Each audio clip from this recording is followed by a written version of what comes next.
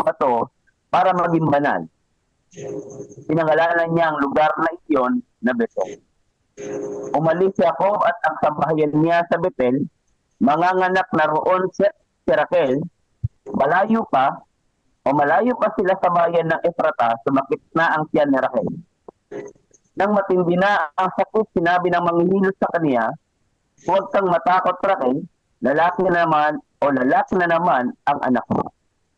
Isinilang ang sanggol, pero nasa bingit na ng kamatayan si Raquel.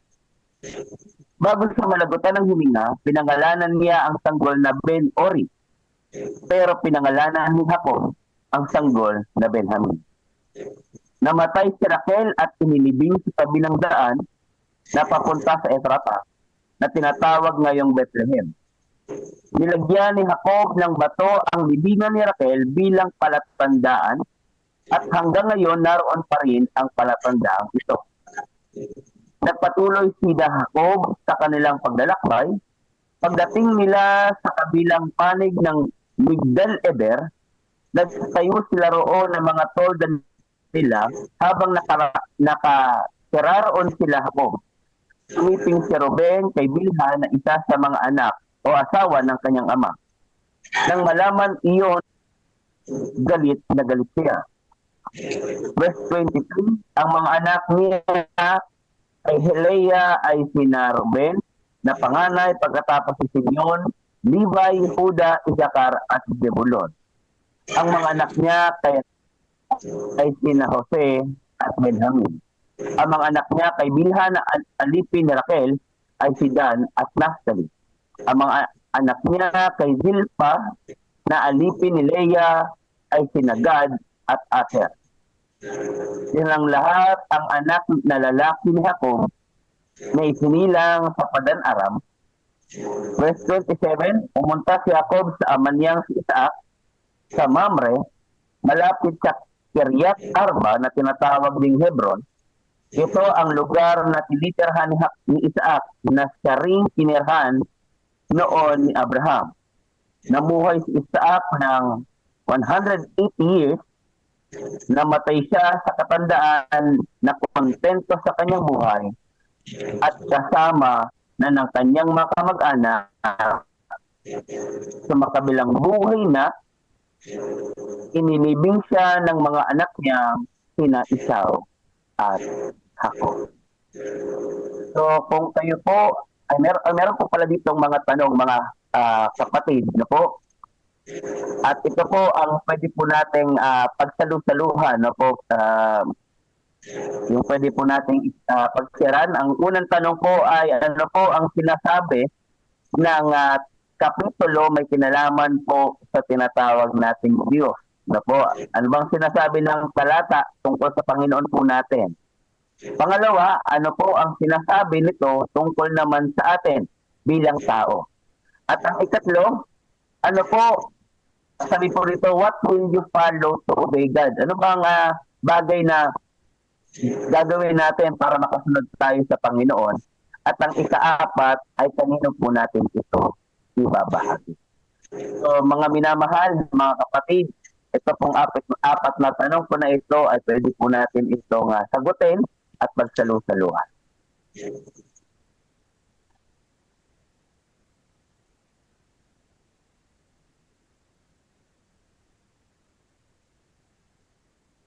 So ano po ang sinasabi po ng talatang ito may kinalaman po sa ating pong Panginoon. Ano po muna.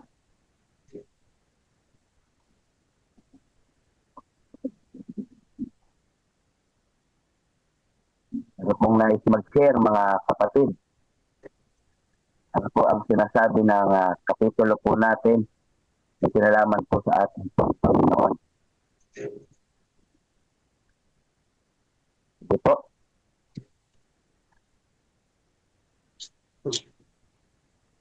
Sige po. Magsalita lang po tayo mga minamahal.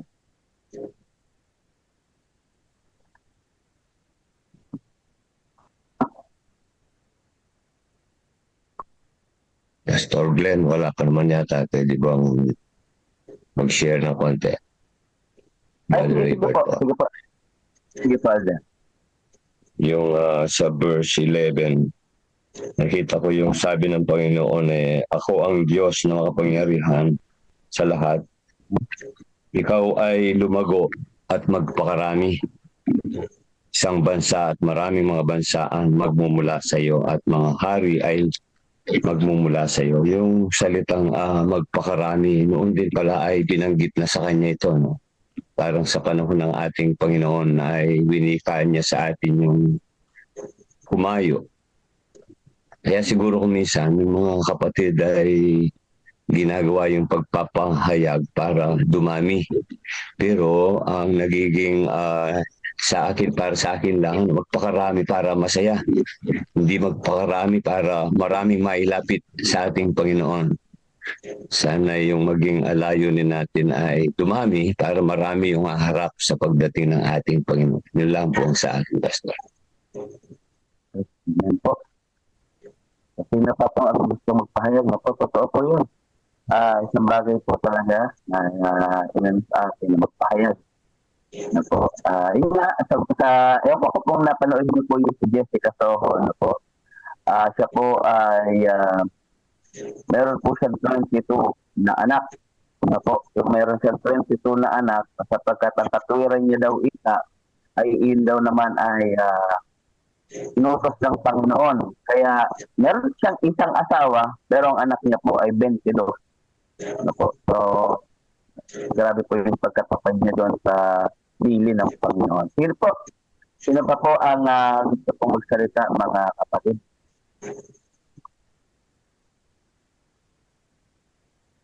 Regarding po sa atin pong reflection po regarding po sa atin pong pinag-aralan. O dito po sa atin pong Bible reading.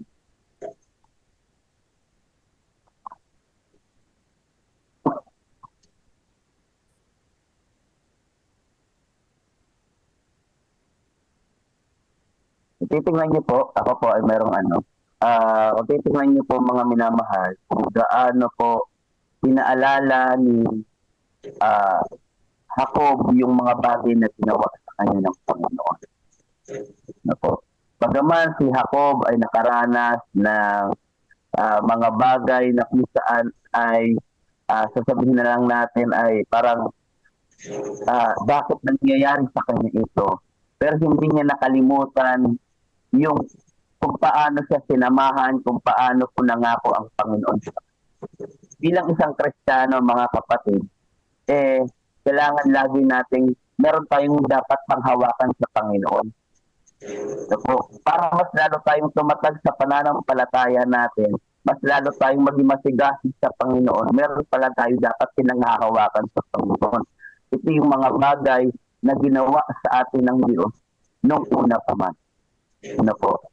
Kasi ito po yung sinabi po ito po yung binahagi din ni Jacob sa kanya pong pamilya. Ano po? Na kung saan ay sasamba tayo kasi ang Diyos ay gumawa ng kabutihan sa akin. Noon, gusto kong, parang ang dating ay, gusto ko na tayong lahat ay sasamba sa kabutihan na ginawa ng Diyos sa aking buhay. So sa pamamagitan po pala ng ating itong mga karanasan, mga kapatid, ay pwede natin maibahagi ang kabutihan po ng Diyos. So ilan po yung isang bagay na reflection ko, baka meron pa po kayong reflection.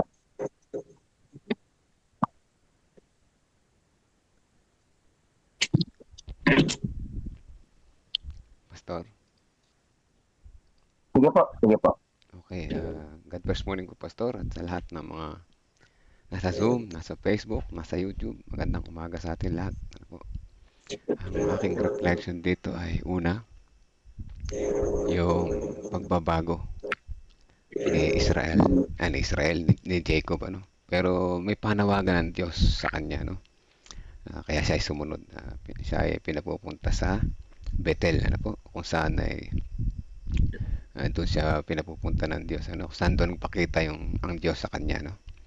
So bago siya umalis, meron siyang inutos sa kanyang mga kasama na iwaksi ang mga Diyos-Diyosan. Ayan, ayaw niya ng Diyos-Diyosan, ano, kaya susunod siya sa Diyos.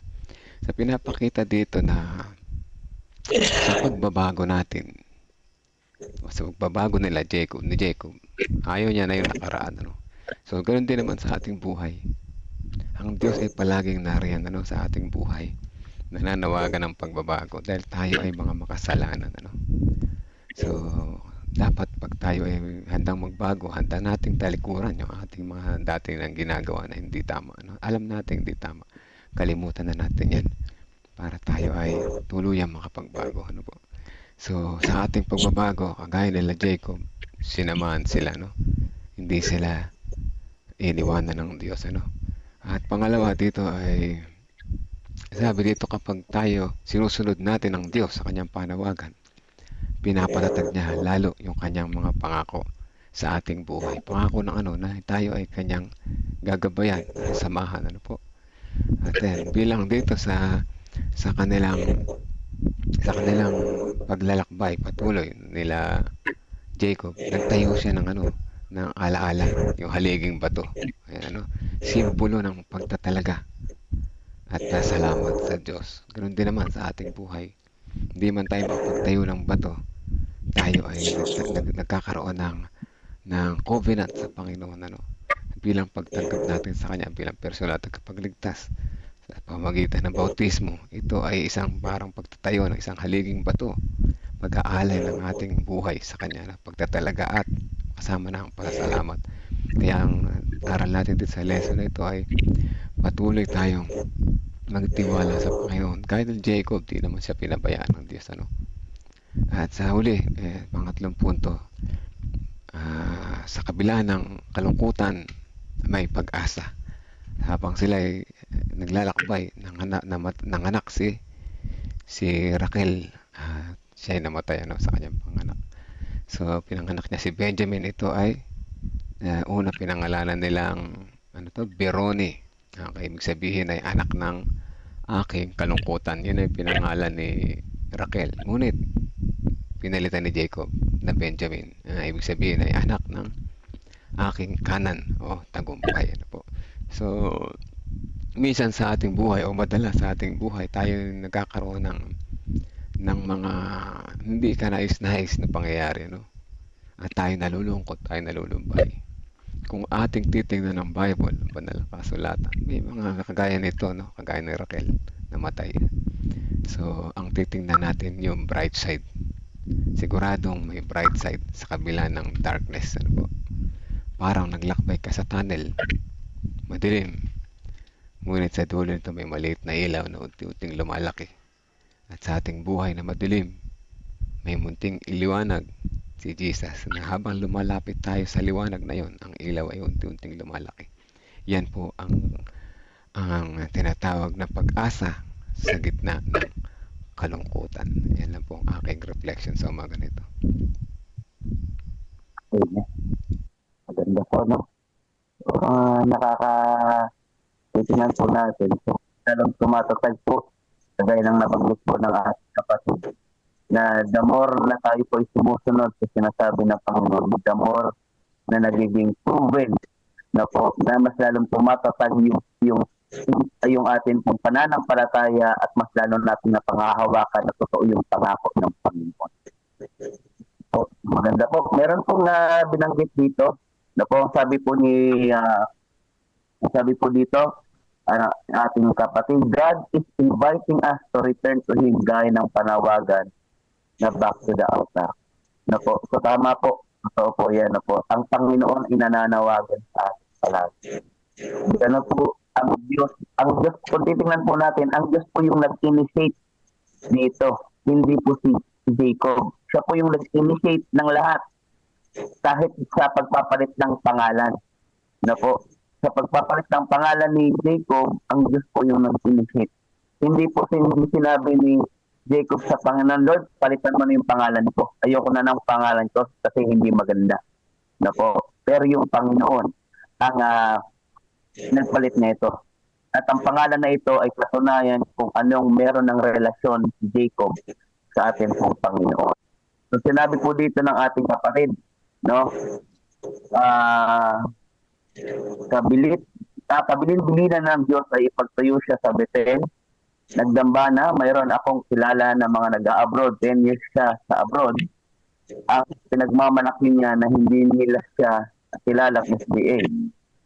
Huwag nating kalimutan, ipagtayo siya ng dambana sa ating puso na kahit saan tayo naroon, nagre-reflectan sa dambana ng Diyos. What God first. Opo. Yun nga po, medyo nakakalungkot na yun. Pero isang paalala po sa atin bilang mga naglilingkod sa ating Panginoon na ano man ang ating nangyari sa ating buhay, huwag natin kakalimutan talaga ang ating Panginoon. Lagi natin siya una. Pastor Sam, may mga naka-raise hand po. May mga naka-raise po ng kamay si Pastor Jerry at saka si Pastor Nelvin. Sige. Pastor, sige po. Kasi po, ang gamit ko po ay cellphone po, so hindi ko po masyadong nakita. Sorry po. Pastor, sa atin po, Presidente. Yeah, pwede po ako? Sige po, Pastor. Sige po. Parang hindi ako nakikita, no? Sige, ayan, nakikita po ako, no? Okay, maraming pong salamat mga kapatid sa inyong lahat na dumalo ngayong umaga. Salamat din po sa pag-take over ng ating pong media team, ng ating Daily Spiritual Empowerment team, Brother Doms, and the rest of the group, Kuya Cyrus. Habang kami po ay nasa Palanan, ay nandun po kami, nakasubaybay, pero hindi nyo po kami kasama. Medyo challenging po ang internet connection po doon sa ating teritoryo sa Palanan. Narinig po ako, Pastor Sam.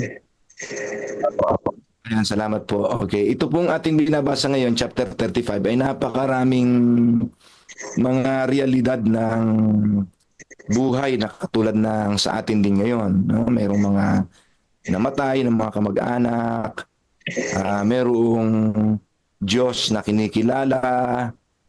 Marami ito mga kapatid, pero gusto ko mag-focus doon sa ito sa verse 10, no?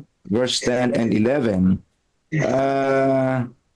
Dito po sa part na ito, matapos na utusan ng Panginoon ng Diyos si Jacob na bumangon, pumunta sa Bethel at doon muli ay bumalik sa lugar na kung saan siya po ay nakipagtagpo. Naalala niyo po na yung Bethel na yun ay pinangalan ni Jacob sa kanyang karanasan na kanyang nakita at nakipagbuno siya sa Diyos, di ba? So, at pinangalan niya yung lugar na yun na Bethel sapagkat yun po ay parang gate to heaven.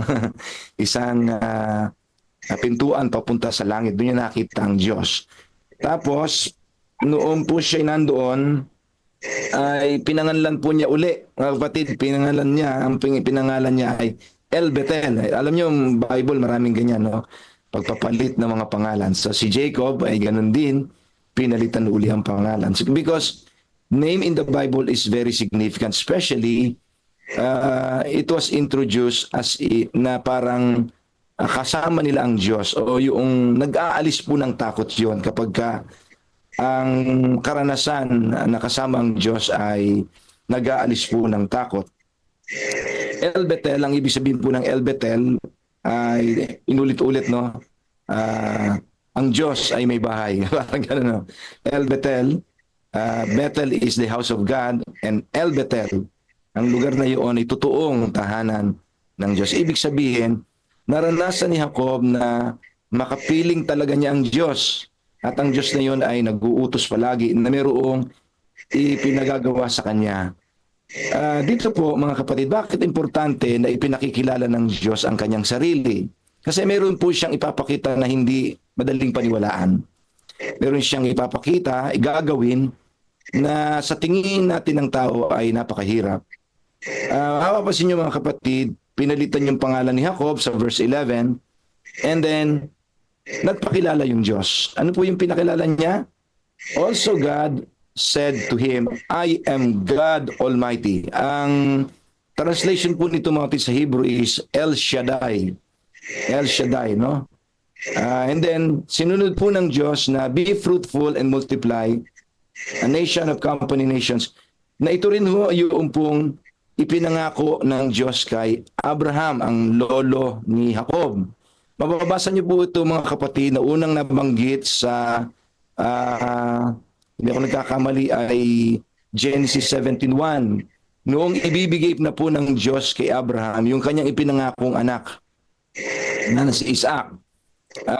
Ang ibig sabihin po ng El Shaddai, mga kapatid, is the all-sufficient God, the all-powerful God. Yung pong salitang ito na pangalan na mismo ang Diyos ang nagpakilala na kaya niyang gawing posible ang lahat. Kaya niyang gawing posible ang lahat. Yung pong another translation na all-sufficient God. Ang ibig sabihin po noon ay God will provide everything.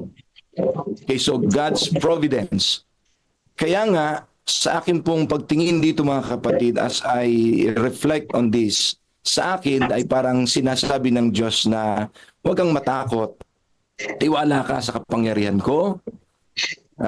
God is not limited. Hindi natin siya pwedeng hipahintuin at magbigay ng mga pagpapuno sa atin. Pwede ako magsabi sa aking sarili na nagbibigay sa akin ng kaaliwan ng aking Diyos na si El Shaddai ay banal. Ang aking Diyos na si El Shaddai ay nabubuhay o mayroon siyang otoridad sa lahat. Ang aking Diyos na si El Shaddai is sapat na. God is enough. No? I can depend on the all-sufficiency of God na kaya niyang ibigay ang lahat sa akin because He is El Shaddai. Katulad nga po ng sinabi po doon sa 2 Corinthians. Pakitulungan na lang ako, mga kapatid. Hindi ko po ma-recall lahat. 2 Corinthians chapter 12 ba yun? Sinabi ni Apostol Pablo, my grace is sufficient for you, for my power is made perfect in weaknesses. So, ang kasapatan ng Diyos sa lahat, na meron tayo mga bagay na mahina, pero ang Diyos ay sapat para tayo ipalakasin. So, the El Shaddai of my life can able to protect me, to have authority in my life. Kaya niyang i-provide ang lahat sa akin. Kaya niyang i-preserve ang aking buhay, mga kapatid. He can preserve my life. At sapagkat siya ay si El Shaddai, wala akong katatakutan. Kaya nga, mga kapatid, dito sa tagpong ito ay napansin nyo naman po nung sila po naglalakbay na, ay meron po mga grupo ng mga taong, alam niyo na, mga dayuhan doon, ay nakita nila, kaya yung pong mga anak ni Jacob, ay takot na takot po sila. Di ba? Napansin niyo naman, nabasan po natin dito sa chapter na ito, pero hindi sila ginalaw. Because El Shaddai is with them. Mga kapatid, El Shaddai of our life is with us today and tomorrow and in the future. He is the same yesterday, today, and forever. Hindi nagbabago ang Diyos. Kung si El Shaddai ay sinamahan niya si Jacob sa kanyang paglalakbay, kung si El Shaddai ay marunong mag-fulfill ng kanyang promise, mga kapatid, mapangahawakan po natin ang the same El Shaddai ng buhay natin ngayon. He can protect us, He can preserve our life, kaya niyang i-provide ang lahat ng ating pangailangan, and He is enough. Ang Diyos ay sapat sa ating buhay ngayon, mga kapatid. Kaya kung meron man tayong dapat na bahagian nito, ang kauna-unahan natin dapat bahagian ay ang ating mga anak. Maganda itong ipamana sa ating mga anak, mga kapatid. Atin po itong i-share sa ating mga anak. Na sa panahon na sila ay mayroong mga pinagdadaanan sa buhay, mga kirot, mga, alam niyo na, mga broken hearted, mga kabiguan, kung paanong sinamahan tayo ni El Shaddai sa nakaraan. Sabihin natin sa ating mga anak, hindi kayo pababayaan ng Diyos. Ang ating Diyos na makapangyarihan sa lahat, na kayang i-provide ng lahat ng ating pangailangan. Just serve Him. Paglingkuran lang natin siya, hindi niya tayo pagkukulangin, hindi niya tayo iwanan, hindi niya tayo pababayaan. Alam niyo, mga kapatid, ako po ay may 3 mga anak na lalaki at sila rin po ay nanliligaw na rin. At meron po mga, alam niyo na, minsan ay pagka nagkaka-girlfriend na, nasasaktan po yung kalooban. ay sinasabi ko po sa kanila ito mga kapatid. God can provide everything. Just don't forget El Shaddai. Huwag niyong pabayaan ang Diyos ay makapangyarihan sa lahat. Siya ang buhay natin. Siya ang magbibigay kahit anuman ng future natin ay hindi niya tayo pababayaan. So mga kapatid, atin pong isurrender ang buhay natin kay El Shaddai. Sasamahan niya tayo, gagamitin, at ang lahat ng mga imposible sa ating paningin ay kanyang gagawing posible because He is the Lord God Almighty. Salamat po.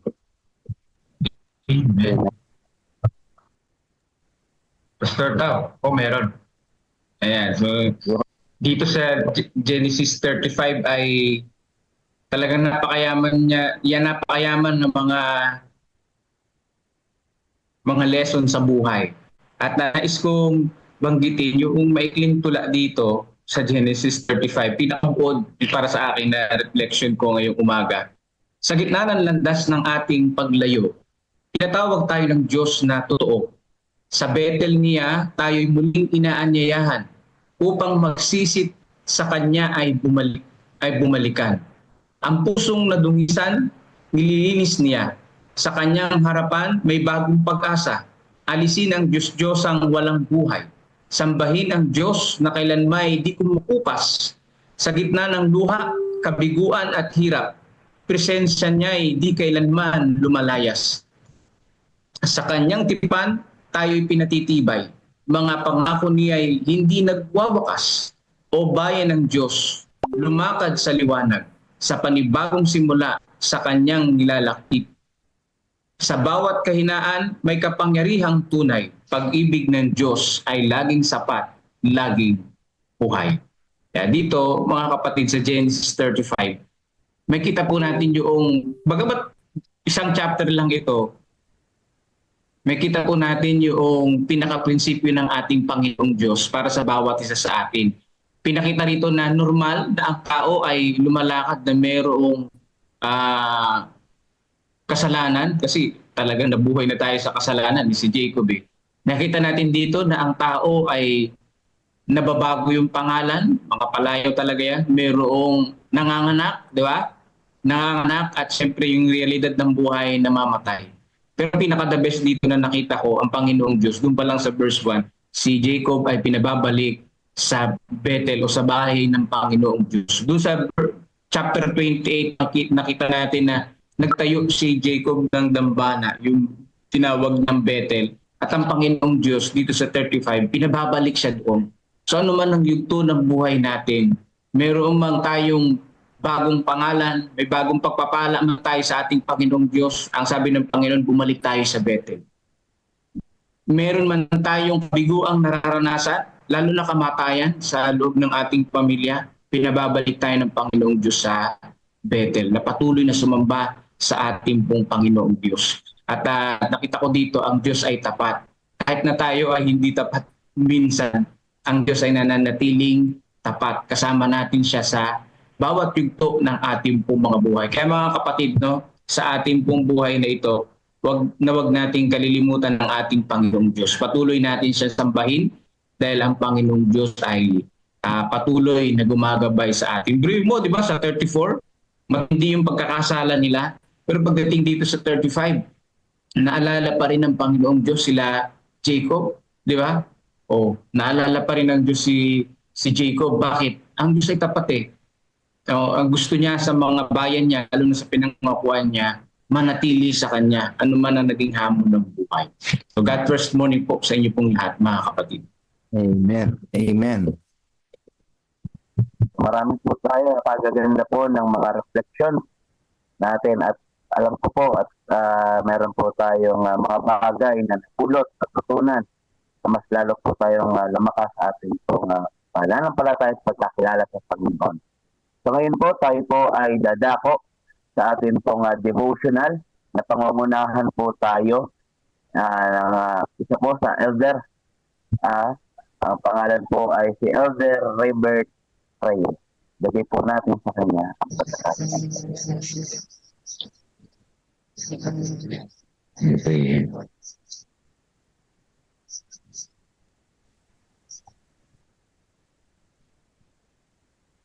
Magandang umaga po sa inyong lahat. Mga ka-God First Morning. At magandang hapon sa ibang lugar na maaari naka-tune in din. Magandang gabi.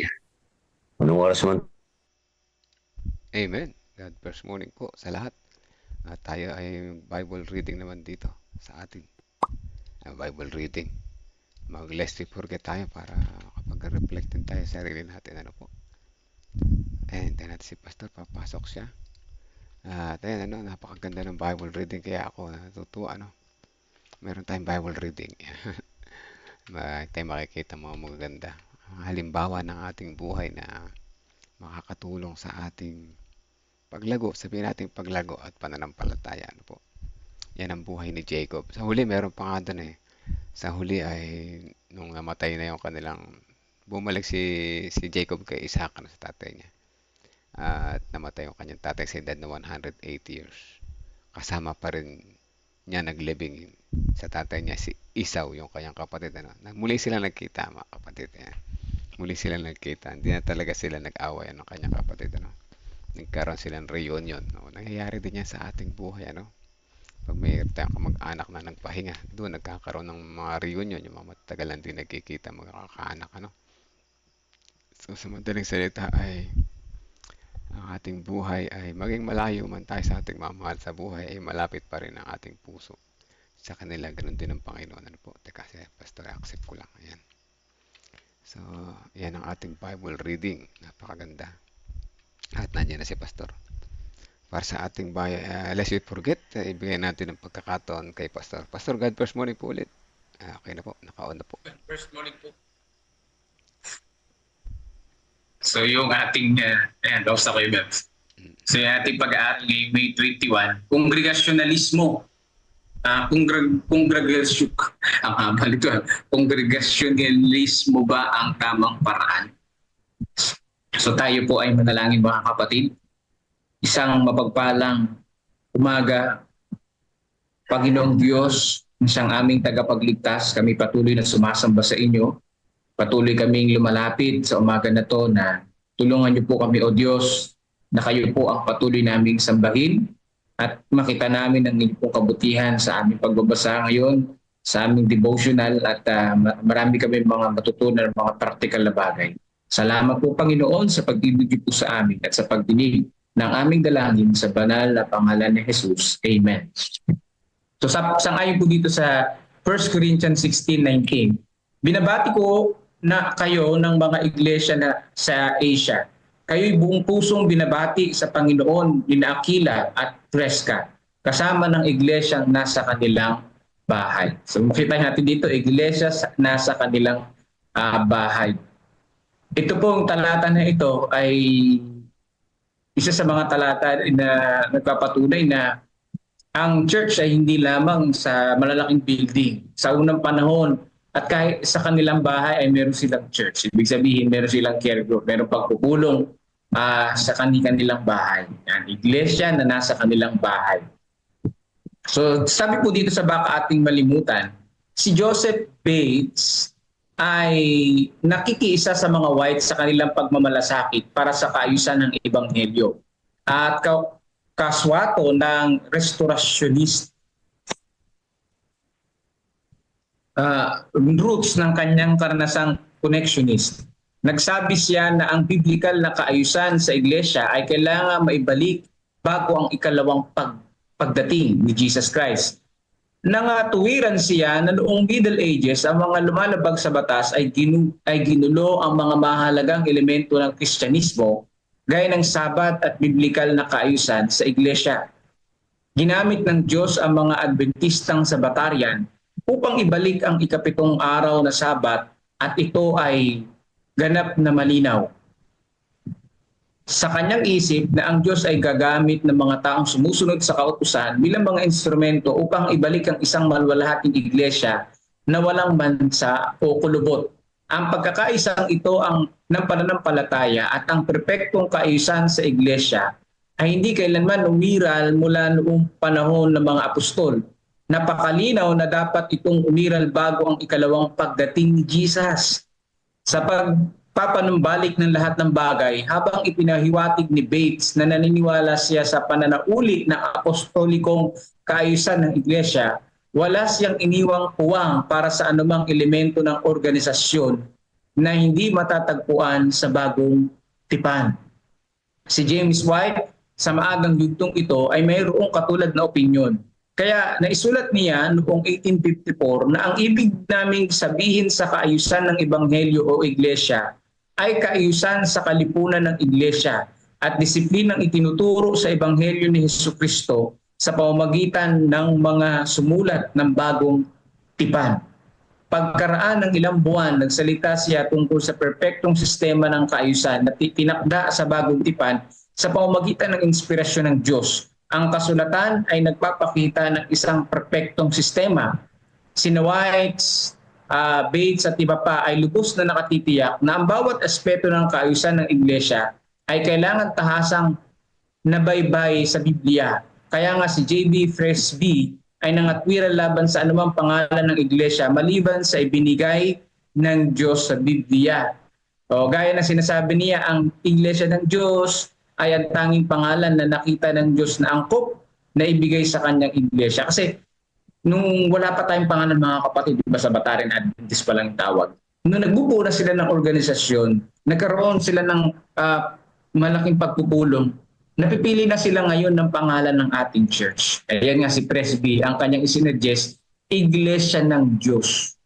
Kasi naniniwala siya na tanging pangalan lang ng Diyos na makikita sa Biblia yung tamang pangalan ng church. Yan, Iglesia ng Diyos. Ibig sabihin, kung naipangalan sa atin yan, tayo yung unang may pangalan yan, Iglesia ng Diyos.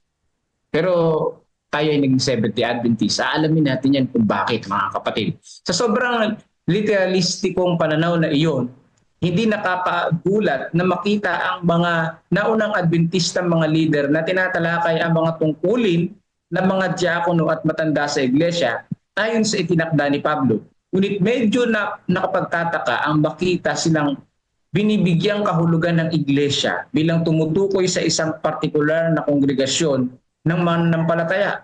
Dahil sa mga implikasyon ng Gawa 15 at ng tungkulin tagapangasiwa ni Pablo at ng kanyang mga kasama, ngunit ganoon nga, kongregasyonalismo ang istrukturang pinili ng mga Sabatarian noong kalagitnaan ng 1850s. Salamat sa Panginoon sa aming mga lokal na kongregasyon. Tulungan kaming huwag makalimutan ang mahalagang lugar na ipinangahawakan nila sa iyong gawain. Kongregasyon ang ating pong napili. Bakit? Dahil ang kongregasyon ang pipili ng kanyang leader, pipili ng mga manunungkulan sa church, mga kapatid, mga officers. Hindi natin pinili yung dictator. Yung meron lang isang pastor, magiging isang leader, tapos yung angka niya na yung magiging leader habang panahon, magiging pastor habang panahon. So hindi yun ang pinili natin, bagkus kongregasyon ang pinili natin. So ang aking reflection dito, mga kapatid, sa ating pong the devotional, ang Panginoong Diyos sa bawat yugto o bawat henerasyon, may mga itinalaga siya mga church, di ba? Sa panahon ng New Testament, ay talagang sila Apostol Pablo yun. Sa panahon ng Old Testament, yun yung Israelites. So sa bawat yugto, no, meron mga disciples, at sa panahon natin ngayon, mga Seventh-day Adventists. So sa bawat panahon, bago dumating ang ating Panginoong Jesus, meron mga kaayusan na dapat mabuo sa church. Kasi nga, kung wala tayong organisasyon katulad nito ngayon, maaaring hindi tayo nakapag-acquire ng mga lot, di ba? Ngayon nga na may organisasyon, nagkakaroon tayo ng manakanakang problema, di ba? Lalo na kung walang organisasyon. At ito ay disenyo ng ating pong Panginoong Diyos, mga kapatid. Siguro madadaanan natin yung pong ating devotional tungkol sa pagpili ng pangalan, kasi napahapyawan dito na Iglesia ng Diyos ang unang sinadjust. Bakit naman naging Seventh-day Adventist at ayaw nila yung pangalan na Iglesia ng Diyos? So mayroong dahilan yun, mga kapatid. So sa umaga na to ay patuloy natin purihin ang ating Panginoong Diyos kasi ginabayan niya ng tama ang Seventh-day Adventist sa pagbuo ng denomination ng grupo na ito, mga kapatid, na ang purpose ng ating iglesia, ang purpose ng ating denomination, maipahayag ang mabuting balita sa buong mundo, maihanda ang mga tao sa ikalawang pagdating ni Jesus Christ. So yun yung purpose. Kaya tayo bilang isang mananampalataya, individually, no, yun yung purpose natin. Kasi ang realidad ng buhay, di ba, doon sa Genesis 35, talagang tayo ay kumakain, no, tayo ay lumalakad, sumasagana ang ating buhay. Pero yung realidad, yung dulo ay namamatayan tayo at namamatay. Yun talaga ang reality ng buhay. Pero ganun pa man, along the way, ang pinakamahalaga yung pagsamba natin sa Diyos, yung pagpapahayag natin ng mabuting balita, yung pinakamahalaga, yung ating buhay ay nakatuon sa ating buong Panginoong Diyos. So God, first morning po sa inyo pong lahat. At Melvs, meron ka bang reflection dito po sa ating devotional? Thank you po. Ayun, yung sa akin naman, yun nga, parehas din. Kaya pinili nila yung congregationalism para sa kaayusan, ano? Para hindi pwedeng walang kaayusan una sa lokal, sunod sa buong mission o sa pinakataas na nangangasiwa. Dahil nakita nila sa langit ay may kaayusan, ano? Kaya dapat sa atin din dito ay may kaayusan. O nga't ang ating layunin ay palaganap ang ebanghelyo sa lahat ng sangkalupaan, sa lahat ng lahi, sa lahat ng bansa. Ngunit kailangan natin ng kaayusan, ano po? Kaya may organization tayo, ano po? So yan, yun naman patungkol sa pangalan ng Iglesia ng Diyos, ipatatalakay yan sa mga susunod na araw, ano, kung bakit. At kaya napili nila Seventh-day Adventist. May dahilan yun, parang nabasa ko, hindi ko lang matandaan, ano? Pero tingnan natin bukas sa mga susunod na araw. So, tayo manalangin, mga kapatid, patuloy na pinakita sa atin dito na ang Panginoon pa rin ay gumagabay sa atin, ano? So, salamat sa ating mga pioneers nung una. At nakita nila yung mga pagkakamali, nakita nila yung mga pagkukulang. At sa tulong ng Holy Spirit na itama yon sa panahon natin ngayon. Meron tayong mabisang sistema. Ayan, ano po. So tayo manalangin. Ang banal na makapangyarihan sa lahat, patuloy ang aming pasalamat sa lesson na ito na baka ating malimutan na ang kaayusan ay mahalaga kasabay ng aming paglilingkod upang sa ganun ang aming halimbawa ay isang kaayusan diyan sa langit na bayan. Magkaroon kami ng kaayusan hindi lamang sa aming iglesia o mission, maging sa aming sambahayan. Magkaroon ng magandang kaayusan na kung saan kayo ang aming leader upang maituro namin sa aming mga anak ang kaayusan ng isang organisasyon at kaayusan ng aming bahay bilang aming halimbawa ang aming Panginoong Hesus. Maraming salamat po sa mga paalala na ito at nawa sa aming patuloy na paglago ang aming pananampalataya sa inyo ay patuloy na tumatag sa kabila ng mga pagsubok na dumarating sa aming buhay. At sa aming pagpapatuloy sa pag-aaral ngayong umaga, patuloy kami lumalapit sa inyo sa paglilipat namin ulit sa God First Morning sa CLPM. Matuto pa kami na higit pa sa pagiging isang tapat na katiwala. Ito po ang aming dalangin sa pangalan ni Jesus. Amen. Okay po. Exit lang ulit ako at tayo ay lilipat muli sa kabila. Asan na yun? Yan.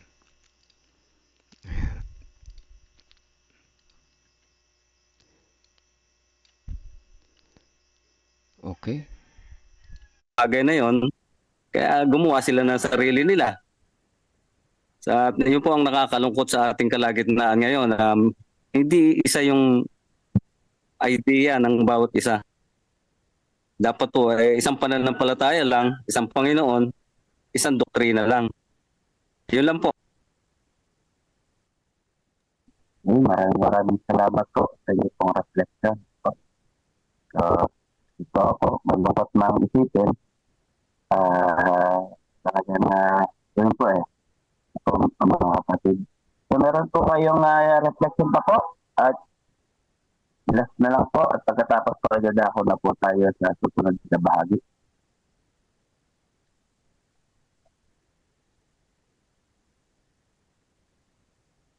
Hinggan natin si Brother Robert na mag-pray para po sa susunod na segment. Sige po. Tayo po'y manalangin. Dakila po namin Diyos, maraming salamat po sa inyong mensahe. sa umagang ito, sa bawat isa po sa amin. Gabayan po kami patuloy ng banal na Espiritu upang sa amin pong paghayo o Diyos, ang pagkakaisa at ang kita sa amin pong mga buhay sa aming Panginoon ay ang makita po sa amin upang marami pong mga mailapit sa paanan ng aming pong Panginoon. Saan man po kami nagkulang, maaari sa aming pong pananalita o sa aming pag-iisip, patawarin po kami. Ang patnubay ng banal na Espiritong siyang sumaamin ngayon at magpakailanman sa pangalan ng aming Panginoon Jesus. Amen. Amen. Amen. Thank you, Brother Robert. Brother Robert.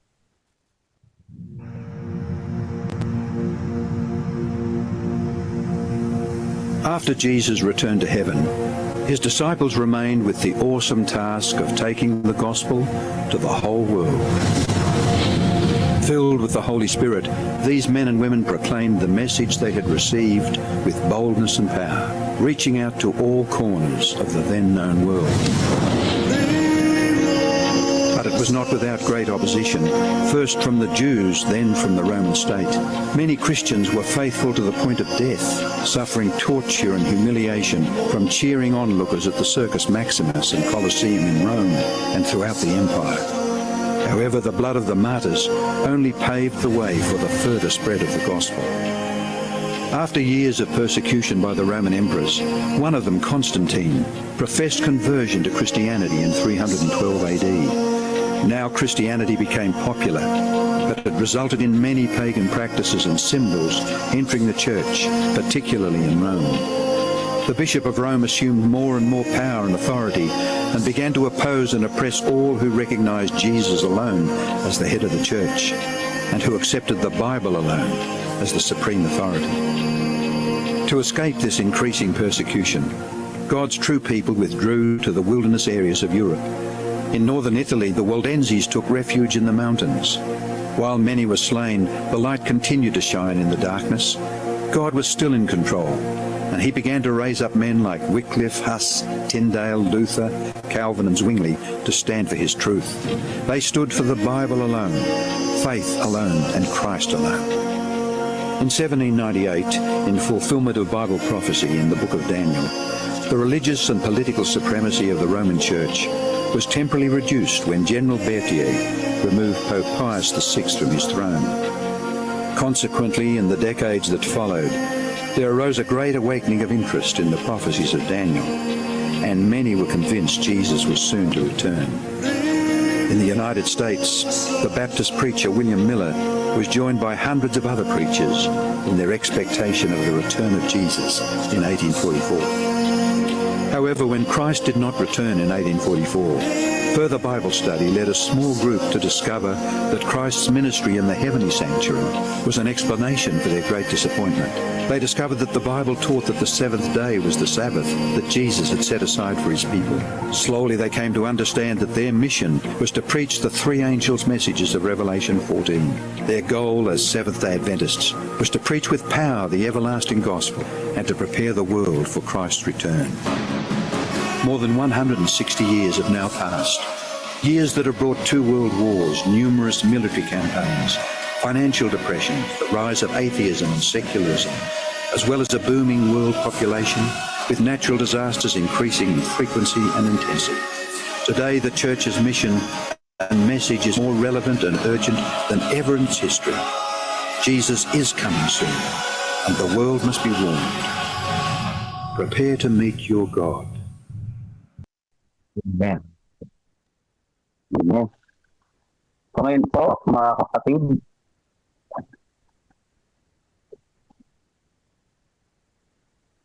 ngayon po tayo po ay dadako po sa atin pong topic of reflection na binasa po sa ating kahapon.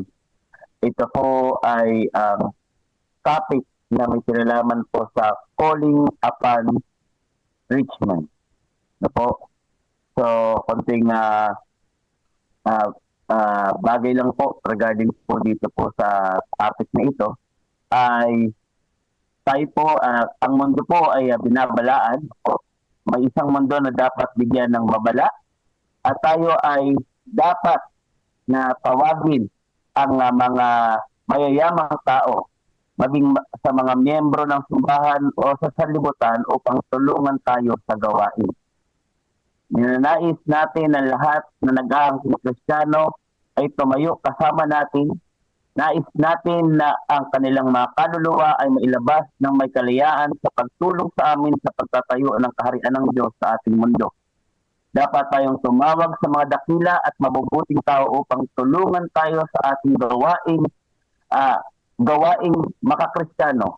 Dapat silang aniyahan na pangalawahan ang ating mga pagsisikap sa paghahangad na iligtas ang nawala. So, makita po natin ay pinapaalalahanan tayo ni Mrs. White, mga minamahal, na makisangkot doon po kahit or tinatawagan po yung mga tinatawag natin mga mayayaman na makisangkot po sa gawain ng ating Panginoon. So, ito po yung isang bagay, ito po yung magiging reflection po natin, po topic of reflection po natin ngayong umagang ito. So kung meron po kayong reflection, may kinalaman po sa pagtatawag na po sa tinatawag na mga mayayaman na tao, ay inyo po ito. Kayo po tumaas ang kamay o maaari pong open niyo po ang inyong mga microphone upang kayo po ay magsalita. Gaano po ba kahalaga na makasama natin ang mga mayayaman sa gawain po ng Panginoon.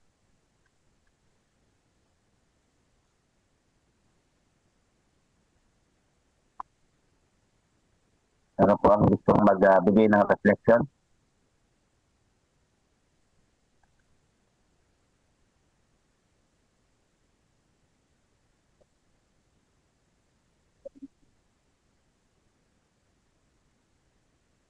Ako po, Pastor. Sige po, Pastor. Sabi dito sa huling bahagi, dapat nating aniyahan ng mga dakila at mabubuting tao upang tumulong sa ating gawaing Kristiyano.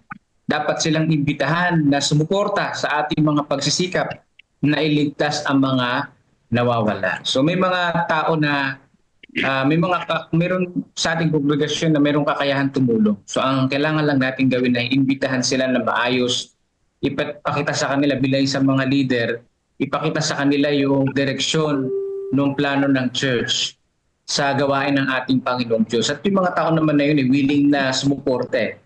Gusto lang nila makita yung clear na direction at yung ano ang mga dapat natin gagawin sa pagmisyon. Siyempre, yung mga dakilang tao, yung mga mayaman, mga negosyante yan eh. Mayroon yung disiplina sa kanilang sarili. Ibig sabihin, kaya lumago yung pera nila na yun, meron silang mga direksyon na inihiti. So bilang isang mga pastor, bilang isang mga leader, mga elders, kailangan din nating ilatag yun para mahikayat din sila na tumulong sa atin, tumulong sa gawain ng Panginoong Diyos. Ang pinaka-prinsipyo lang naman talaga dito sa ating nakaraang pag-aaral sa stewardship, na ang sanlibutan ay kailangan na mababalaan, mawarningan. Pero hindi natin may tatanggi na sa pag-warning sa buong sanlibutan ng salita ng Panginoong Diyos, kinakailangan talaga ng budget. No? Hindi talaga mawawala yun, di ba? Hindi natin maalis na kailangan ng malaking budget para mawarningan ang buong mundo. Kaya dito, ang sabi pa dito, no, tayo'y maging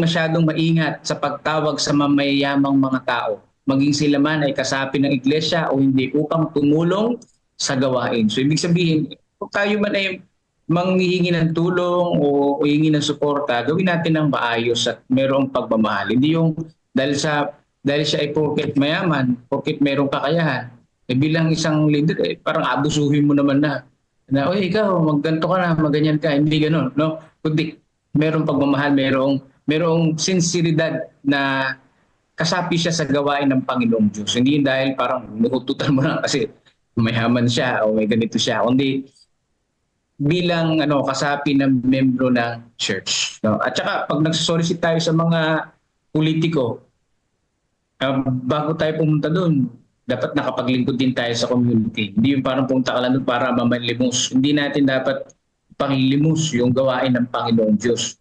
Meron din talagang maganda yung payo ni Mrs. White na mag-ingat, di ba? Mag-ingat sa pagiging ng tulong.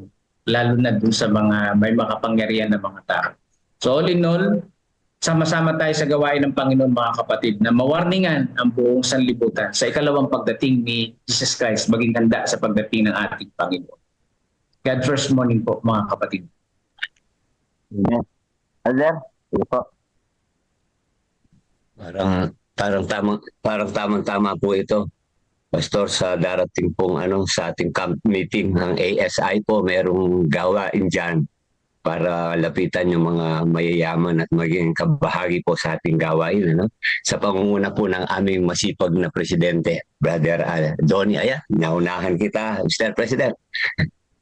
Ituloy na ni Brother Donnie. Alam ko meron siya sasabihin tungkol dyan. Good first morning po. Elder Raybert, dapat maya-maya pa ako nagtas ng kamay eh. Anyway, sa totoo lang po ay meron pong malaking bahagi ng ating society ang kung tawagin po ay na-untapped. Ibig sabihin, hindi ho natin masyadong ang tawag dito naaabot. Nung pinag-uusapan nga po namin ito sa sa area management committee meeting namin noon ay nabanggit po ni Brother Ramil na Pastor Ramil, kadalasan nga daw po nang naabot natin ay yung mga nasa laylayan. So, kagaya po ng sinabi ni Elder Raybert, ang CLPM ASI ay meron pong malaking burden na maabot nga po itong, kung tawagin po natin, ito yung mga elite.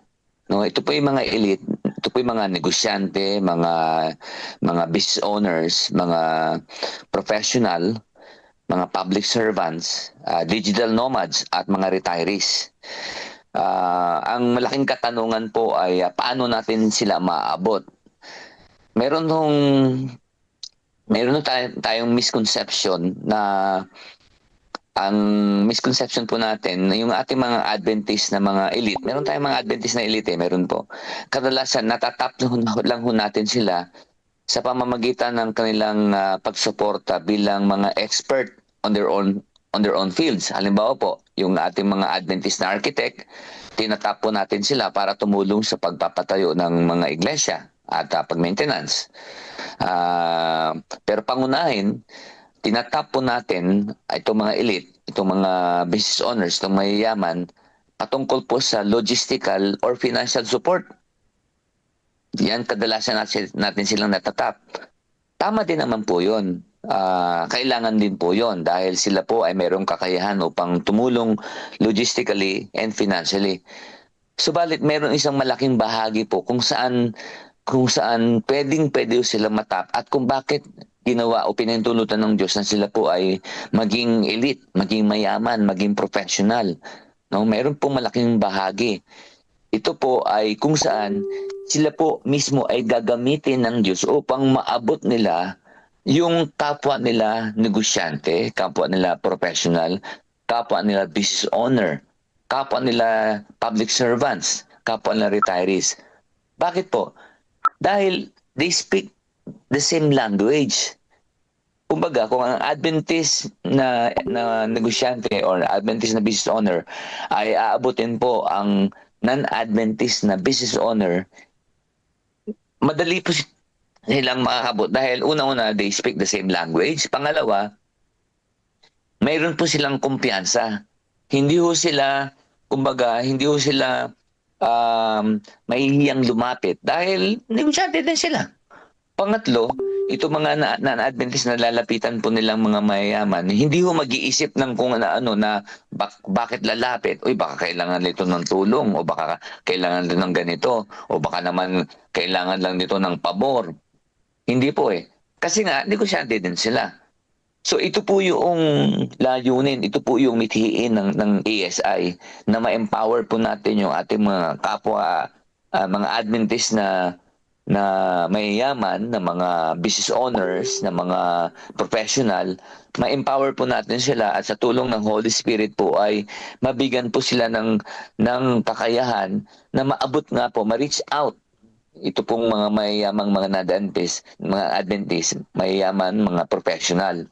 So meron po kaming 6 months at strat plan na ginawa at nag-meeting nga po kami nung nakaraan linggo at pare-pareho kaming excited at tuwan-tuwa. May nakita po kami na madali lang pala na pwede palang matap sila. So yun lang po. So siguro abangan po natin yun sa ating mga pagpupulong sa ating camp meeting. Merong promotion na gagawin sa ating mga area fellowship. At ito po ay i-echo mula po sa taas hanggang sa papuntang area, papuntang district at papuntang churches. Yun lang po at purihin ng Panginoon at God first morning po. Amen. No, maganda po ang pagkakabahagi ng totoo po, no? So, may karanasan po na naibahagi din sa akin na may isang kapatid na siya po ay nagrereklamo na dahil siya po ay may kaya na po kapag mayroon tinatawag na pangangailangan financial, sabi niya, bakit doon lang ata ako napapansin? No, pag magsusolicit na doon lang. Na pagkatapos na masolicitan, wala na. No, po. So, naman po, maganda po yung reflection po ni Elder Donnie po. No? Maraming salamat po. Pastor Benji. And good morning po. At first morning po sa bawat isa. I think na-comment ko na rin to last time. Purihin ng Panginoon pala doon sa napaka-active po na ministry ng ASI ngayon. No? Ako po ay patuloy na pagpalain ng Panginoon yung mga plans. Nabanggit ko nung nakaraan na our schools can benefit from yung untapped potential naman na nasa labas, the secular world. Ang ganda ng reminder sa atin ngayong umaga. There are really good people outside na nasa secular world. Pag sinabi naman kasi secular, non-religious, na nasa secular world na may puso sila sa iba't ibang sector also. For example, our schools where they can easily, give without being, branded as Adventist or hindi kaya sila, something like that. But meron, may mga foundations ng mga malalaking tao, ng mga malalaking kumpanya that they are more than willing to help schools, education, something like that, or even health sector, our hospitals. So,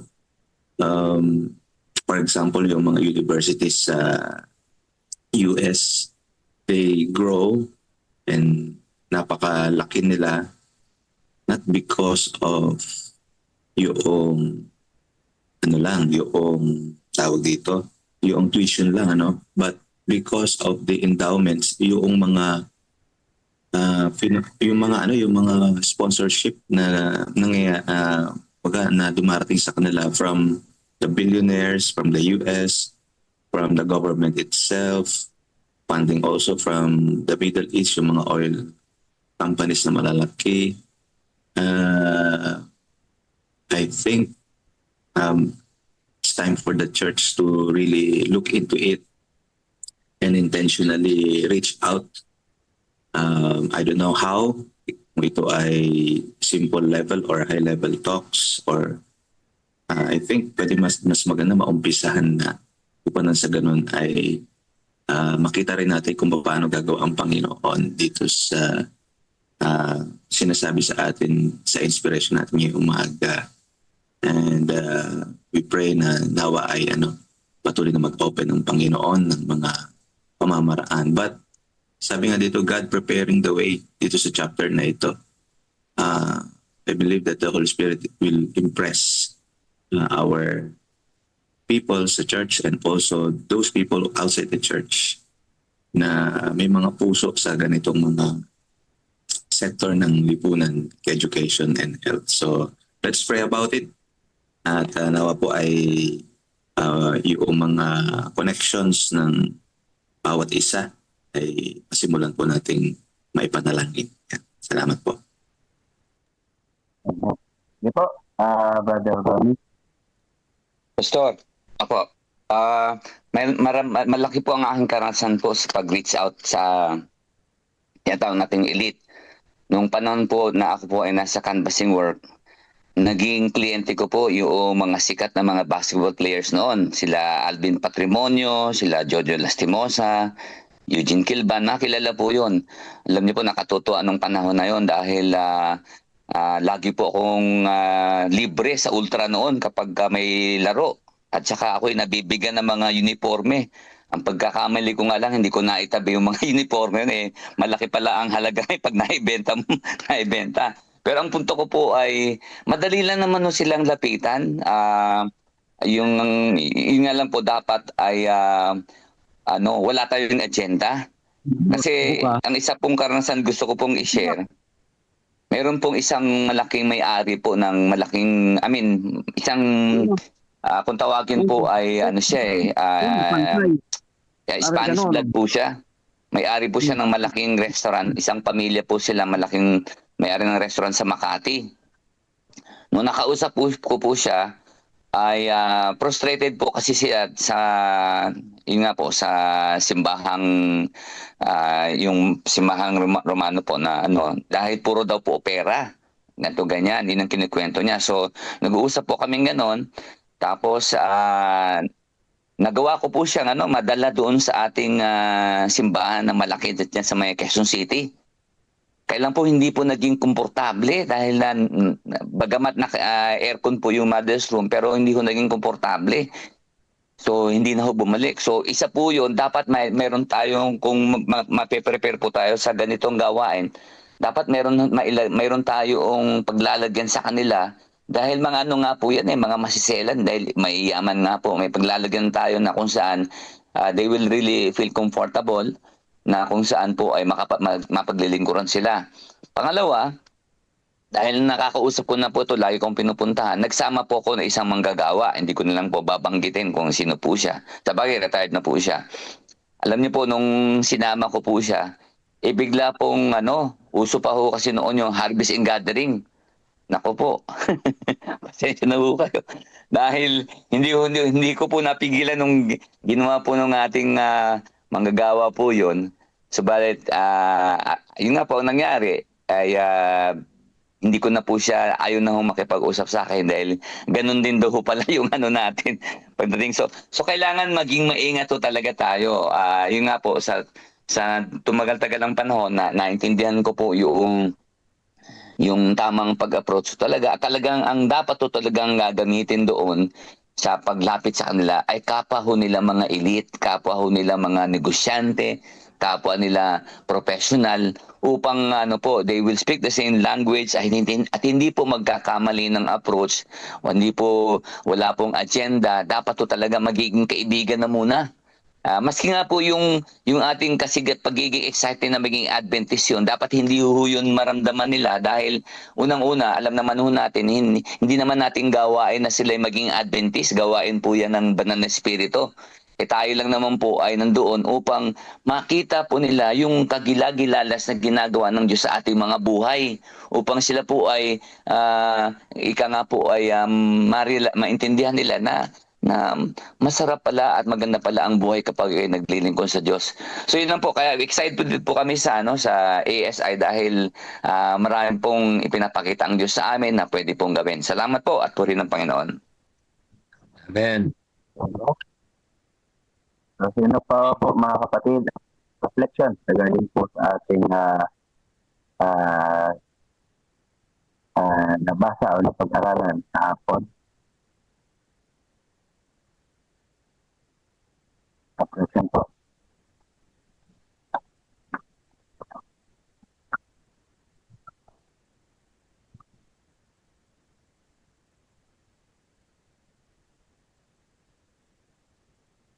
Okay, so sabi po dito, sabi po sa atin ni Ate Peter, looking back on this chapter from section 7, the principle laid down before us, the wealth of the Gentiles, first accept with caution. It's allowed to accept, but rarely encouraged to solicit directly. Just share common goals related to a humanitarian cause and God's cause. Remember that these people are religious but not against it. Totoo po. Number 2, no compromise. You must never compromise belief or independence. Number 3, transparency. Be honest about goals and financial use. Number 4, appeal to share values. Health, education, and humanitarian work are good bridges. And number 5, avoid dependency. No gift should make the church dependent or subject to outside control. Maraming salamat po. So meron pa po mga kapatid na nais pong magbahagi. Ay kinalaman po dito po sa atin po pinag-aaralan to.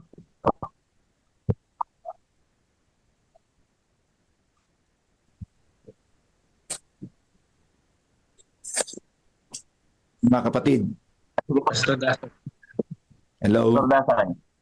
Ay, Magandang umaga sa lahat. Tama po, ang ganda ng ating pinag-uusapan ngayon.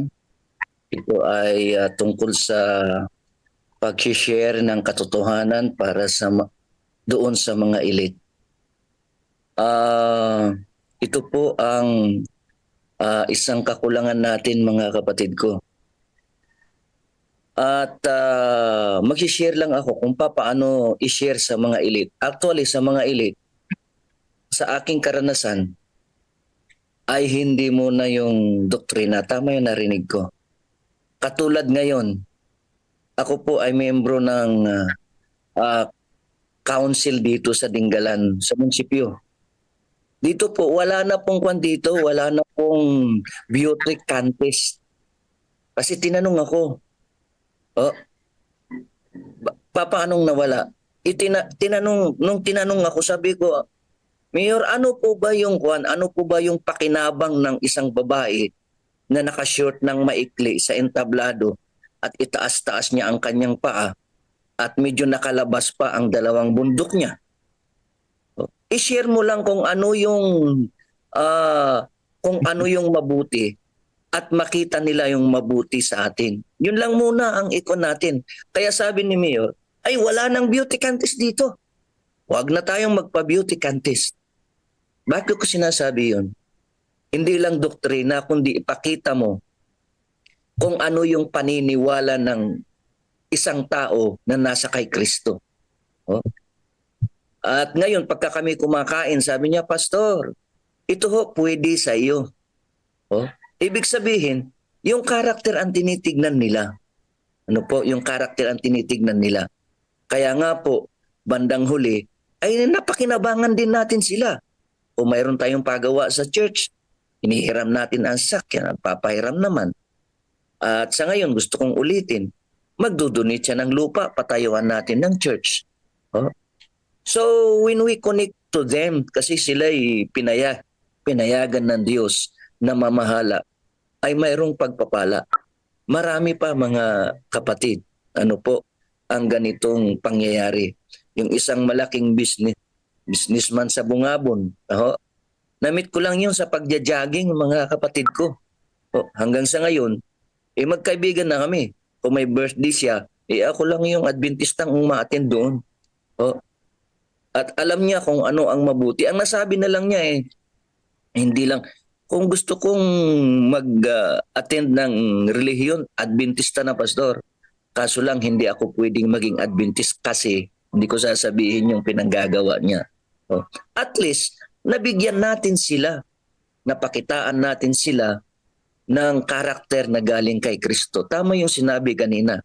Pakita lang natin kung ano yung makakristyanong karakter para makita nila si Kristo sa kanila yung pagdi-decide. Magandang umaga at pagpalain ang lahat sa atin. thank you, Pastor Dasoy. Time check, Pastor Tao. Opo. So maraming salamat po sa inyo pong mga reflection mga kapatid. Hindi po natin kay Sir Dom. Go ahead po, Sir Melvin. Pwede na po i-play po yung COP video po natin. Ay, okay po, sige po. Bubuksan ko lang po. Nalibang na naman ako sa kakapanood. Sandali lang po ah. Yan.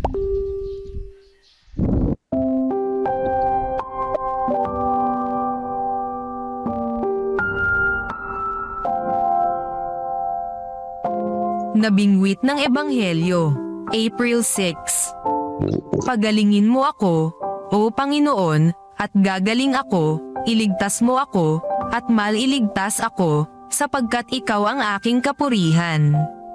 Jeremias Kapitulo 17 versikulo 14. Noong 2016, ang bahagi ng handog para sa misyong galing sa lahat ng iglesia ng Adventista sa buong mundo ay ipinadala sa New Zealand.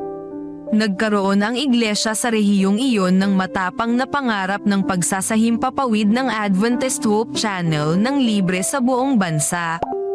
Salamat sa mga handog dahil nagkatotoo ang pangarap na ito. Ngayon, tinatayang 170,000 na mga tao ang nanunood sa channel buwan-buwan, at daan-daan ang dumadalo sa mga bahay-sambahan ng Seventh-day Adventist. Si Adelaida ang babaeng nabago ang buhay sa pamamagitan ng pakikipagtagpo sa Hope Channel. Bumaliktad ang mundo ni Adelaida nang namatay ang kanyang asawa noong 2011. Pagkaraan ng 3 taon ng kamatayan ng kanyang asawa, nakaranas na muli siya ng panibagong dagok nang pumanaw ang kanyang ama. Nagkaroon siya ng pag-aalinlangan sa nangyari sa kanyang asawa at ama pagkaraan ng kanilang kamatayan. Isang araw, habang naghahanap siya ng palabas sa TV, nakita ni Adelaida ang Seventh-day Adventist Channel. Hindi pa niya kailanman narinig ang Hope Channel at nagpas siyang panoorin ang programa ng ilang minuto lamang. Agad-agad nabingwit si Adelaida. Namangha siya ng mapagtantong natugunan ang kanyang mga katanungan. Nagdulot ng kapayapaan ang katotohanang nasumpungan na may kinalaman sa kalagayan ng mga patay at siya at kanyang buong pamilya ay nagtungo sa iglesia at naghahanda para sa pagbabalik ni Kristo. Nakarating ang pabalita ng kaligtasan kay Adelaida at sa kanyang pamilya. Salamat sa kapangyarihan ng Diyos at sa libo-libong mga anak na lalaki at babae ng Diyos na regular na nagpapadala ng kanilang mga handog sa pamamagitan ng iglesia. Ang bahagi ng ating pangakong handog ay tutulong sa Hope Channel na dalhin ang ebanghelyo sa libo-libong mga tao sa buong mundo. Marami sa mga taong ito ang hindi pa kailanman nagkaroon ng pagkakataon na malaman ang katotohanan sa ibang kaparaanan. Sa tuwing ipamamahagi ang ating pangakong handog tulad ng mungkahi ng Combined Offering Plan, kasosyo natin si Jesus sa pag-abot sa mga tao sa lokal, sa rehiyon at sa buong mundo. Panawagan: magdadala ang inyong mga handog sa Hope Channel ng mga kinakailangang mapagkukunan ng panustos para sa mahalagang pandaigdigang pangangaral sa pamamagitan ng media ministry. Regular na tumatanggap ang General Conference ng isang bahagi ng Division's Offerings at inuukol ang pondong ito sa mga proyekto at mga institusyon ng misyon. Kasama ang Hope Channel sa talaan iyon. Maraming salamat sa inyo.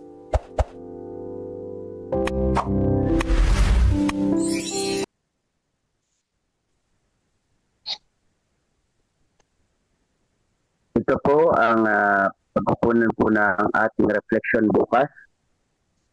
Ito po ay nakatala pa rin patuloy sa Counsels on Stewardship, chapter 37. Ang pamagat po ay God will open the way.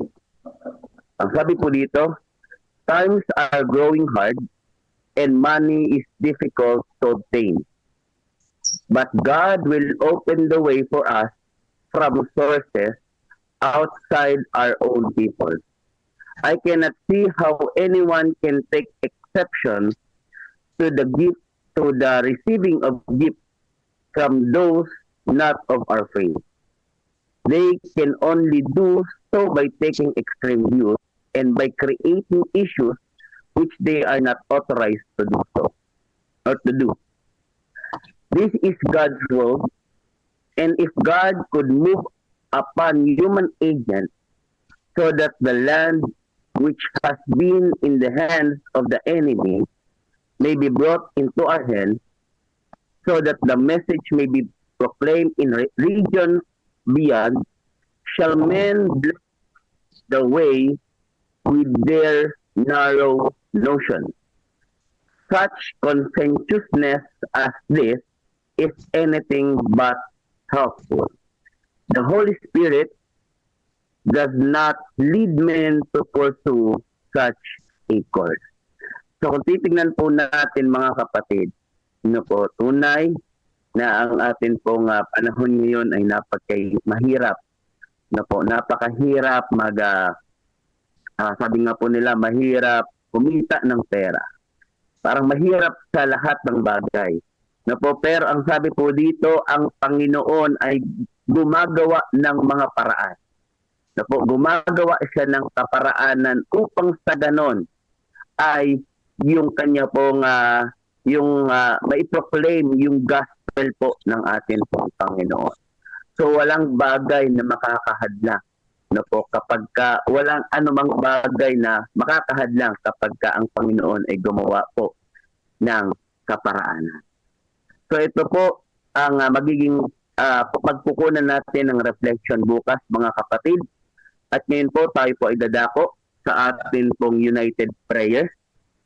Tayo po ay dadako na ngayon sa atin pong united prayer. At ngayon ay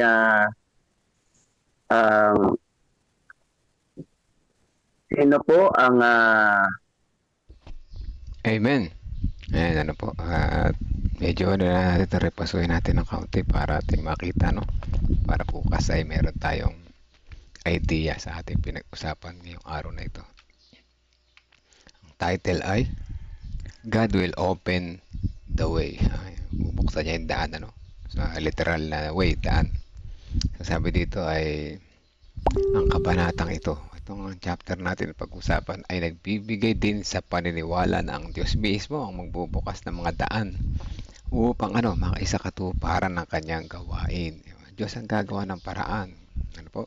Kahit sa gitna ng kahirapan at kakulangan sa budget, ipinapahayag na hindi lamang sa loob ng pananampalataya manggagaling ang tulong. Hindi lamang dito sa loob.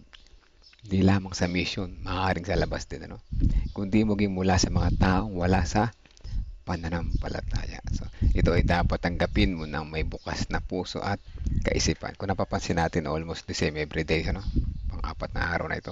Pero may yan, ang inuulit ay natatandaan na po. Huwag nating, alam ko napapansin nyo yun, paulit-ulit, pero mas maganda yun. Sabi ko nga, kapag binakita tayong parang di maganda sa ating kapaligiran, tingnan natin yung brighter side. Di ba? O at paulit-ulit ang makita natin kagandahan niya na natatandaan natin. Sa mga punto na dapat natin pagbuli-bulayan ngayong mga ganito. Tunay na dumarating ang kahirapan. Number 1, dumarating ang kahirapan. Obviously, sino ba naman din naghihirap? Kung sana ako ay isang businessman na mayaman na milyon-milyon yung pumapasok sa loob ng isang buwan, hindi ako naghihirap financially, Pero yung mga mayayaman, may mga paghihirap din, Pero din sa ating tinatalakay tungkol sa financial ito, So, dumarating ang kahirapan. Sabi dito, inaamin ng manunulat ni Ms. White na nagiging mahirap ang panahon at ang pera ay nagiging limitado. So, sabi niya, ngunit limitado man ang ating pera pananalapi, hindi ito hadlang sa Diyos para ipatapos yung kanyang gawain. Sabi dito, point number 2, nagbubukas nga ang Diyos ng daan. Bubuksan niya ang daan. Kahit wala tayo sa posisyon na magbigay ng sapat, dahil nga mahirap tayo, may kakayahan ng Diyos na pumuko ng mga puso ng mga nasa labas ng pananampalataya upang tumulong sa misyon. Si Ate Revi, madalas dito, sinagamit siya ng Panginoon para makapag-solicit sa labas ng iglesia sa kanyang mga kaanak na may mga ekstrang may tutulong. Ano po, si Ate Rebe, isang halimbawa dito. Makaka-relate siya dito. No? So sabi dito, hindi dapat itanggi ang tulong na ibabay. Kahit anong tulong, hindi dapat tanggihan. Ano? Blessing yan eh. So hindi natin dapat itanggi. No? Kahit gagamitin man yan sa personal nating buhay o sa pananampalataya o sa ating gawain sa iglesia, tanggapin po natin yun ng bukas ng puso at ipanalangin natin yung nagbigay. Ano? Kasi para mapakilala natin sa kanilang Panginoon na siyang pinagmulan ng kanilang mga blessing na yun. So dapat tayo, sabi dito, ang pagtanggi sa tulong mula sa hindi makapananampalataya ay base sa makitid na pananaw. Ayan ano, makitid ang pananaw ng mga tumatanggi sa mga hindi ka pananampalataya. Di ba? So ayon sa manunulat, ito ay hindi mula sa banal na espiritu, kundi sa maling pagkaunawa. Maaaring nagkamali ng pagkaunawa. No? May sitwasyon, ganito. Isang komplikadong sitwasyon. Panahon ng eleksyon, lumapit ang kandidato. Humiling na suportahan sa kapalit ng pagbibigay ng lupa pagtatayo ng iglesia. Ito ba ay dating tatanggapin o hindi? Isang magandang question. Ano? Iboto nyo ako, bibigyan ko kayo ng lupa pagtatayo ng iglesia. Isang mahirap na sitwasyon. Tingnan natin, ano? Tingnan natin kung paano natin i-reflect yan sa ating buhay. Ano? Siguro sa akin, pagka ako isang leader na nilapitan ng ganyan, ang aking sabihin ay salamat sa kanyang pagbibigay ng offer. Ngunit sa aming kongregasyon ay hindi namin tinuturuan ang mga tao kung sino yung kanilang iboboto. No? Dahil kami may kanya-kanyang desisyon, pagpili, freedom of choice. Ano? Maging sa Diyos o kay Satan, hindi namin sila pinupili na piliin ng Diyos. Ngunit ini-encourage namin sila na sa Diyos pumanig kasi siya yung mananalo, no? Magtatagumpay. Pero ang choice ay nasa kanila pa rin. Yun isang maganda siguro. No? Pero ngunit ipapanalangin ko yung naghalok na yun ng lupa. Halimbawa, mayaman talaga. Sabihin ko na, ngunit kung taos puso yun yung pagtulong sa Diyos na magbigay ng lupa, tatanggapin namin yan. Ngunit hindi namin may papangako ang suporta ng buo kongregasyon. Ngunit aming sasabihin ito sa kanila. I-encourage namin sila, ngunit hindi namin kaya ipangako. Huwag tayo magbigay ng agreement. Ano? Masama yung magbibigay ng agreement kasi magkakaroon tayo ng sa halip na magkaroon tayo ng freedom of choice, mawawala. No? Isa yan siguro sa magandang halimbawa na ganyan. Ano? Kasi pag tinanggihan mo yung blessing yun eh. Ano sabi dito sa taas? Sabi ito, ang pagtanggi sa tulong sa hindi ka pananampalataya ay base sa makitid na pananaw. Ayan. Buksan natin yung isipan natin. Tinuturo dito. Buksan natin yung ating isipan. So ayan, ano po, maaaring blessing ng Panginoon, hindi lang natin nakikita yung paano natin tatanggapin. Halimbawa, ganito, nagbukas si Jesus ng daan. Hindi lang natin alam paano tayo lalakad doon. Naglalakad ba? Nakabisikleta? Nakakotse? O nagumagapang sa hirap? Ganun, ano? Pero may daan, ano? May daan na nakabukas na maaaring nating daanan. Maganda yung lesson na to, no? Pagmamayari, part number 4, pagmamayari ng Diyos ang mundo. Ito, pinaalala na naman sa atin. Ang Diyos may-ari niyan. Yung binibigay ng mayaman na hindi ka pananampalataya, at Diyos din galing yan, ano? Kaya pwede natin tanggapin. Gamitin lang natin ang ating pananaw sa pamamagitan ng pagtulong sa Panginoon. Huwag natin i-compromise yung ating guidelines o yung ating sinusunod na pananaw. Huwag natin compromise, pero tatanggapin natin yung tulong. Ano? Ang mundo ay pag-aari ng Diyos, kaya kung pipiliin niyang gumamit ng mga hindi natin kahanib upang suportahan ang gawain, sino tayo para humadlang? Napakaganda sinabi ni Mrs. White. Ano? Sino tayo para humadlang, mga kapatid? Okay, number 5, babala laban sa di makatuwirang konsensya. Ang sobrang pagiging mahigpit o makitid ang isip pagdating sa pagtanggap ng tulong ay hindi itinuturo ng Holy Spirit. So, yan, ano? Yung sobrang mahigpit ang pag-iisip o makitid ang pag-iisip pagdating sa pagtanggap ng tulong ay hindi itinuturo ng Holy Spirit. Sobrang stricto, no? Ay, hindi pwede. Politiko yan eh. Hindi pwede. Ay, hindi pwede. Galing yan sa masama. Galing yan sa pogo. Sugalan. Hindi pwede. Yumaman yan dahil sa sugalan. Yumaman yan dahil sa masamang gawain. Hindi natin pwede tanggapin. Mga kapatid, sabi ay, ang blessing ay ang Diyos ang nagbibigay. Sumisikat ang araw sa makasalanan at sa matuwid. So, ang blessing ay nanggagaling sa Diyos. Sa mga matuwid at sa hindi matuwid. So, at yung mga blessing na yun sa Panginoon galing. Kaya maaari natin tanggapin basta't ating hindi compromise yung ating paniniwala at patuloy na hindi tayo makipag-agreement sa masasama. Huwag tayo makipag-agreement sa masama, no? Di panalangin natin sila at makita natin yan na ito ay galing sa Panginoon at magagamit natin sa gawain. Ano po? Yan ang aking personal reflection sa umaga na ito. Nawa bukas ay magkaroon tayo na iba pang mga reflection nating maririnig. Kung meron kayong ma-share ay mas maganda, no?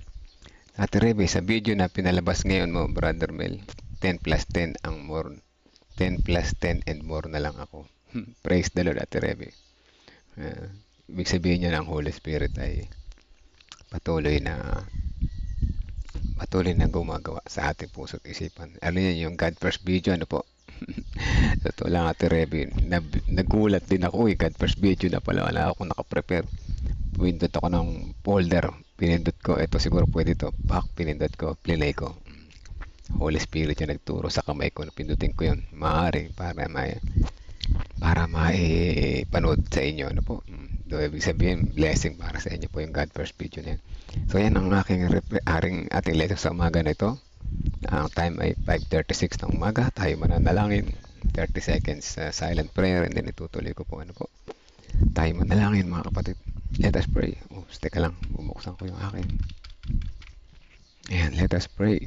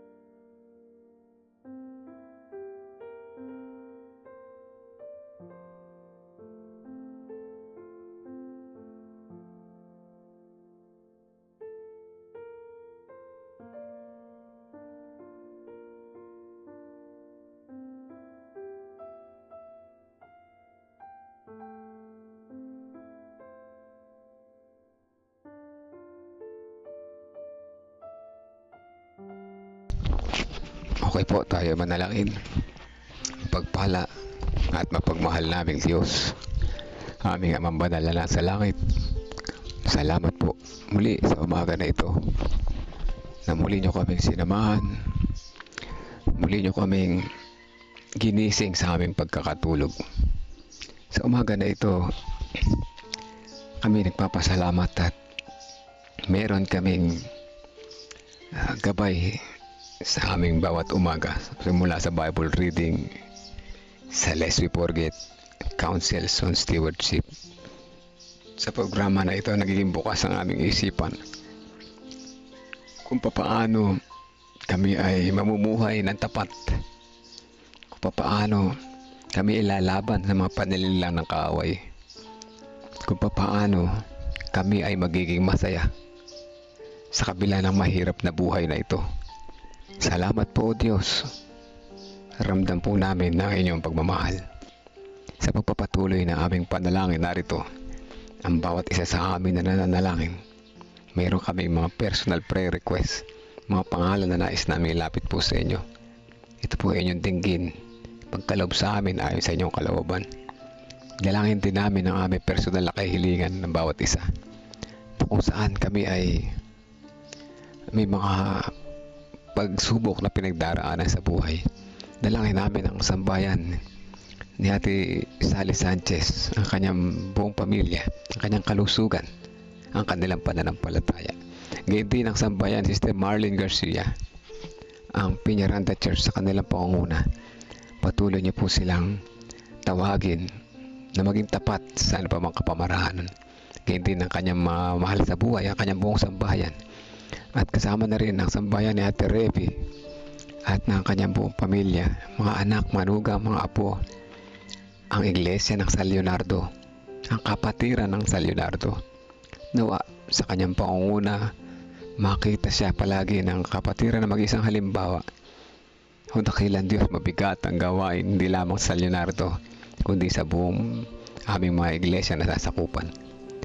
Nawa o dakilan Diyos, kayo po ang humipo sa mga puso ng mga kapatiran na patuloy na makiisa sa gawain, sa paglago ng bawat isa sa amin, na kayo ang maging aming halimbawa ng kabutihan, pagtulong at paggawa. Salamat sa inyong mga pangako at suporta. Dalangin din namin ang sambayan ni Sister Vicky Jimenez.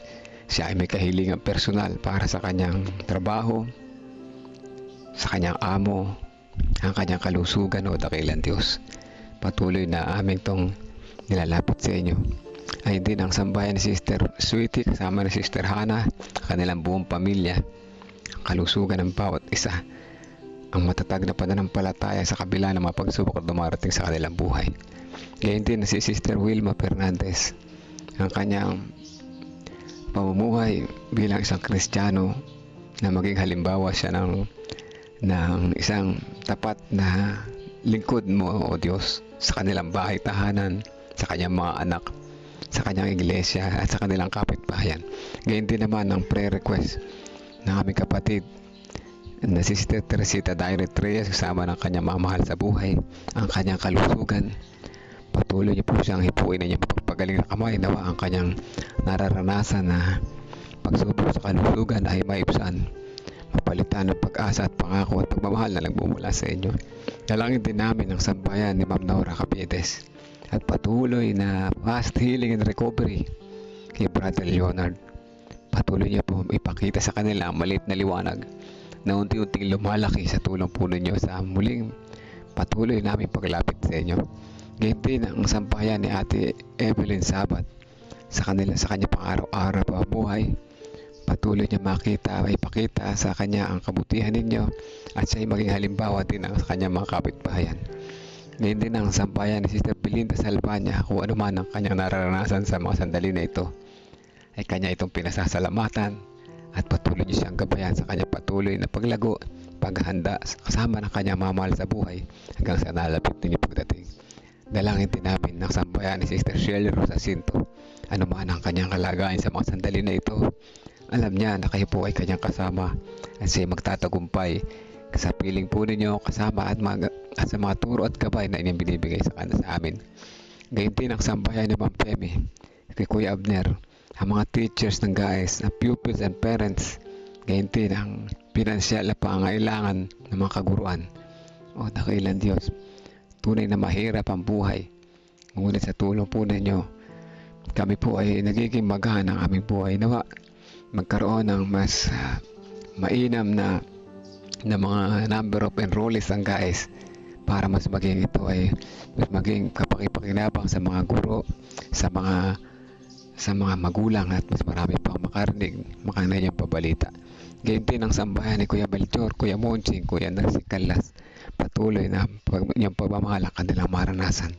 Gayon din ang sambahan ni Sister Nipa Rivera, ang kagalingan ni Auntie Ching Manikis, patuloy na kalusugan ni Jasmine Manikis, at sa kanilang iglesia ng Tabacao, patuloy niyo po silang samahan sa kanilang araw-araw na paglago, lalo na yung mga bagong binyagan dito. At gayon din ang sambahan ni Sister Mildred, kung saan man siya naroon, kasama na Sister Gloria Balpito at kasama yung kanyang prayer request para sa kanyang mga mahal sa buhay. Ang sambahan ni Sister Janet Gatmaitan, ang sambahan ni Ate Rebe Padilla, kasama na yung kanyang nakitang mabuting nakita niya ang inyong panawagan para sa kanya, at salamat sa siya ay nakapag-decide na piliin niya pa rin ang pinakamainam ayon sa inyong kalooban. Ganyan din ang aming dalangin ng sambayan ni Sister Dang de la Cruz, at ang kanyang buong pamilya, kalusugan, ang kanyang panalangin at yung kanyang mga mahal sa buhay na may sakit o dakilan Diyos. Patuloy niyo po silang bigyan ng pag-asa, ng pag-asa ng kagalingan at ng buhay na nagmumula po sa inyo. Ganyan din aming dalangin ang kapatiran na hindi namin nabanggit na kasama namin nakikinig. Bagamat di namin siya nabanggit ay alam namin na kayo ay nariyan para kami ay pakinggan sa aming personal na mga kahilingan. Maraming salamat po o Diyos sa pagdinig sa aming panalangin. In Jesus' name we pray. Amen. Amen.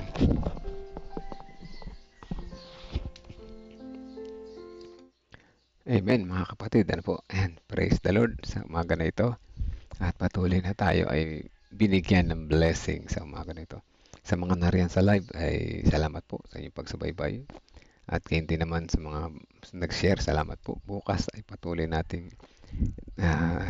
tayong kumunik sa Panginoon. At tayo ay walang mali sa ating ito'y sakripisyo na bawat umaga, no? Hindi madaling gumising ng maaga, di ba? Ako na-appreciate ko yung mga una nagko-comment dyan, si Ate Sally Sanchez, yan, magang-maga, mga Sister Marlene, Ate Reby, Sister Vicky, magang-maga, pagbukas ko ng live, andyan yan sila, no? Actually, lahat tayo rito, no? Sino ba na may late na pumapasok dito? Wala naman, halos lahat tayo ay magang gumising, po. So anyway, yung iba na nandun dumidiretso nito sa LPM, okay lang naman yun, wala naman problema, no? Wala naman problema. Ang pinagkaiba lang naman yung prayer, di ba? Yung prayer doon, tsaka dito, po. So, ganun pa man ay patuloy tayong pinagpala ng Panginoon sa umaga na ito. At muli nakita natin ang kanyang pag-ibig. Hanggang bukas po muli. God first morning po sa ating lahat. Salamat po kay Sister Dang de la Cruz. Appreciate ko po. At Sister Sweetie, Ate Reby, at sa iba pa. And song.